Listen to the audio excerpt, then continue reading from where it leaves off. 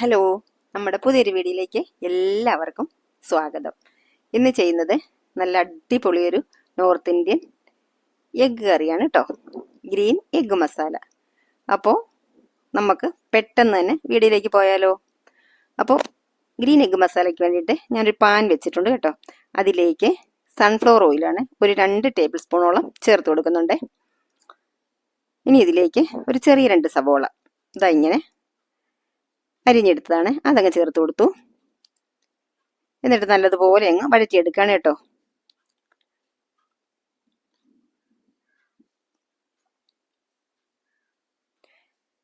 നല്ലപോലെ ഒന്ന് ഇളക്കി കൊടുത്തിട്ട് ഒന്ന് വഴറ്റി കൊടുക്കണം.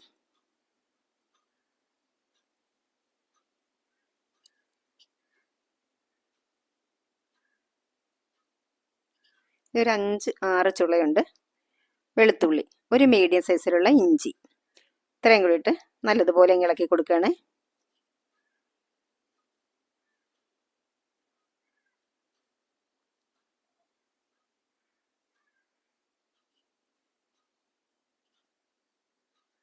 ഒരു 12 പച്ചമുളക് ഉണ്ട് കേട്ടോ. ഇത് ചെറുതും കൂടെ ഉണ്ട് ഇതിനകത്ത്, അതുകൊണ്ടാണ് ഞാൻ 12 എടുത്തത് കേട്ടോ.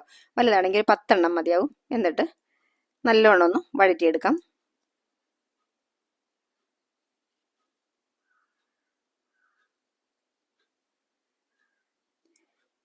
ഒരു 10-12 കശുവണ്ടിയുണ്ട്, അതോട് ചേർത്ത് കൊടുത്തിട്ട് ഇളക്കി കൊടുക്കുകയാണ്.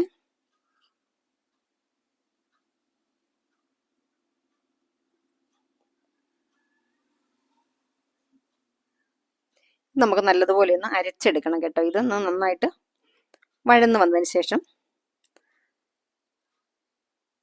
ഒന്ന് മിക്സിയുടെ ജാറിലിട്ടാക്കിയിട്ട് ഒന്ന് അരച്ചെടുക്കണം.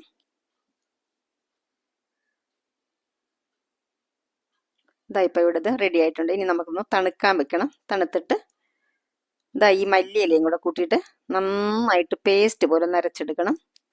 എന്നിട്ടൊരു പാൻ വെച്ചിട്ട് അതിലേക്ക് കുറച്ച് നെയ്യ് ചേർത്ത് കൊടുത്തു. ഒരു സ്വല്പം മഞ്ഞൾപ്പൊടി, ഒരു 1/4 ടീസ്പൂൺ മുളക് പൊടി, ഒരല്പം ചെറിയ ജീരകത്തിൻ്റെ പൊടി, ഇത്രയും കൂടെ ചേർത്തിട്ട് ഒന്നങ്ങ് മിക്സ് ചെയ്ത് കൊടുക്കുകയാണ്.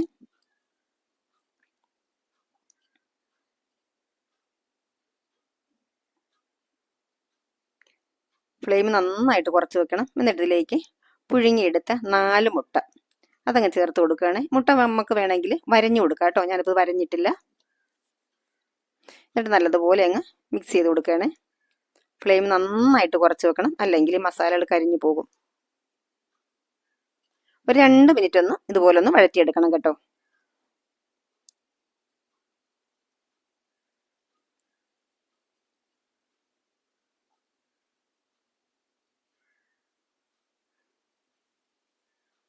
ഇനി നമുക്കിതിങ്ങനെ കോരി മാറ്റാം.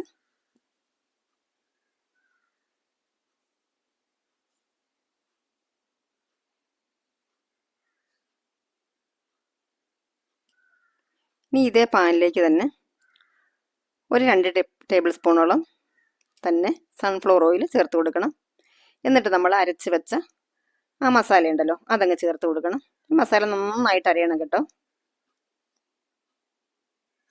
എന്നിട്ട് നല്ലതുപോലെ അങ്ങ് മിക്സ് ചെയ്യണം.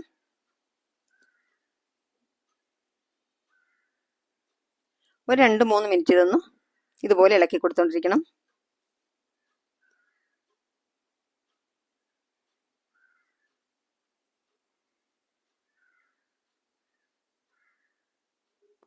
ഇതാ ഇതുപോലെ ഈ രീതിയിലായി കഴിയുമ്പോൾ ഒന്ന് അടച്ചു വെക്കണം കേട്ടോ. ഇടയ്ക്കൊന്ന് തുറന്ന് ഇതുപോലെ ഒന്ന് ഇളക്കി കൊടുക്കണം.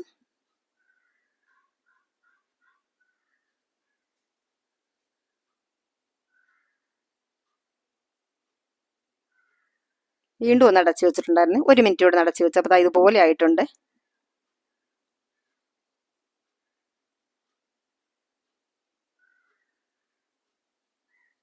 ഇനി നമുക്കിതിലേക്ക് ഒരു നുള്ളു മഞ്ഞൾപ്പൊടി, ഒരു 1/4 ടീസ്പൂൺ, 1/2 ടീസ്പൂൺ ഉണ്ടാകും കേട്ടോ മല്ലിപ്പൊടി, അതുകൂടെ ചേർത്തിട്ട് നല്ലതുപോലെ അങ്ങ് മിക്സ് ചെയ്യണം.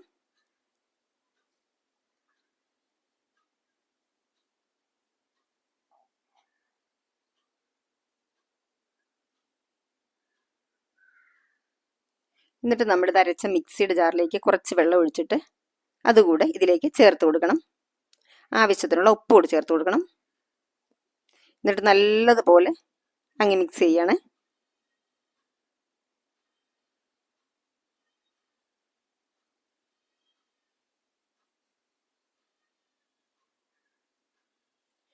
കുറച്ച് വെള്ളം കൂടെ ചേർത്ത് കൊടുക്കണം. ഈ ഗ്രേവി നന്നായിട്ട് കുറുകി വരും. അപ്പോൾ കുറച്ചധികം വെള്ളം തന്നെ ചേർത്ത് കൊടുക്കണം. ഇനി അതിലേക്ക് ഒരു 1/2 ടീസ്പൂൺ ഗരം മസാല, പിന്നെ ഇതാ കുറച്ച് കസൂരി മേത്തി, അതുകൂടെ ഇതാ ഇങ്ങനെ തിരുമ്മി അങ്ങ് ഇട്ട് കൊടുക്കണം. നല്ലതുപോലെ അങ്ങ് മിക്സ് ചെയ്യണം. ഇതാ ഇപ്പം തന്നെ കണ്ടോ ഗ്രേവി കുറച്ചൊന്ന് കുറുവിയിട്ടുണ്ട്.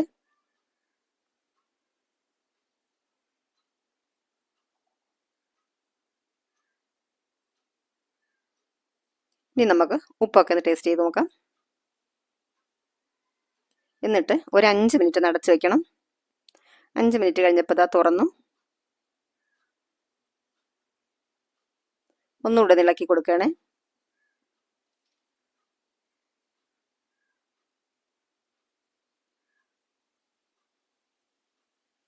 ഓയിലൊക്കെ തെളിഞ്ഞ് വന്നിട്ടുണ്ട്. ഇനി നമുക്ക് നമ്മൾ റെഡിയാക്കി വെച്ച മുട്ട ഇതിലിട്ടങ്ങ് ചേർത്ത് കൊടുക്കണം.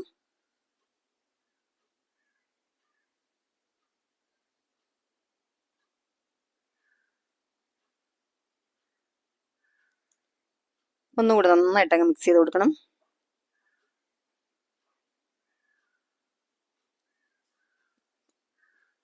നമുക്ക് അപ്പം, ഇടിയപ്പം, പുട്ട്, ചപ്പാത്തി ഇതിനൊക്കെ നല്ല ബെസ്റ്റ് കോമ്പിനേഷനാണ് കേട്ടോ. ഇനി നമുക്ക് കുറച്ച് ക്രീം, ഇത് ഞാൻ വീട്ടിൽ ഉണ്ടാക്കിയ ക്രീമാണ് കേട്ടോ, അത് കുറച്ചങ്ങ് ചേർത്ത് കൊടുക്കുകയാണ്. നല്ലതുപോലെ അങ്ങ് മിക്സ് ചെയ്യാണ്.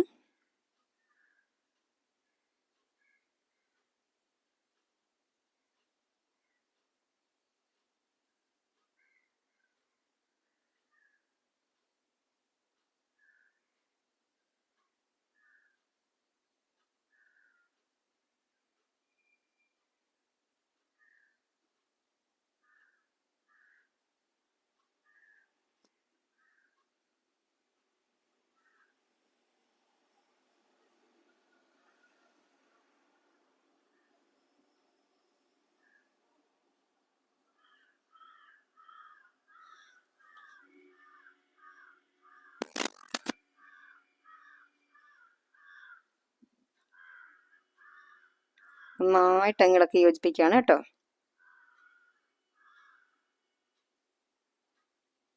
നമ്മുടെ ഗ്രേവിയൊക്കെ നന്നായിട്ട് കുറുകി വന്നിട്ടുണ്ട്.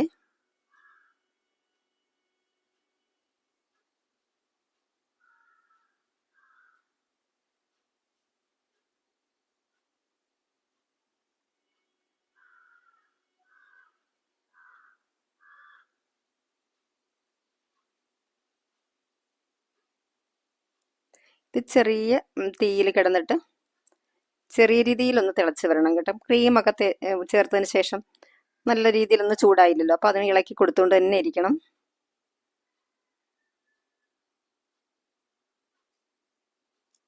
ഇനി കുറച്ച് മല്ലിയില തൂവി കൊടുക്കാം.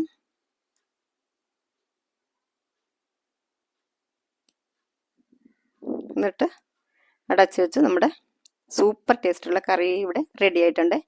അപ്പോൾ ഇടിയപ്പത്തിൻ്റെ കൂടെയാണ് കേട്ടോ ഞാൻ സെർവ് ചെയ്യുന്നത്. നല്ല സൂപ്പർ ടേസ്റ്റാണ് കേട്ടോ. എല്ലാവരും ഒന്ന് ട്രൈ ചെയ്ത് നോക്കണേ. എന്നിട്ട് അഭിപ്രായങ്ങളൊക്കെ ഒന്ന് പറയണം കേട്ടോ.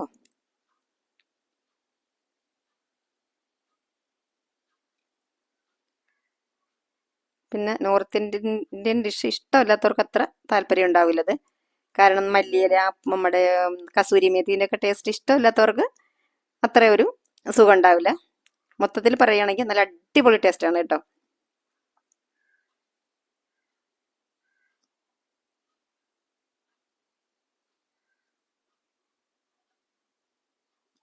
അപ്പോൾ ഇന്നത്തെ വീഡിയോ ഇതാണ്. Thank you.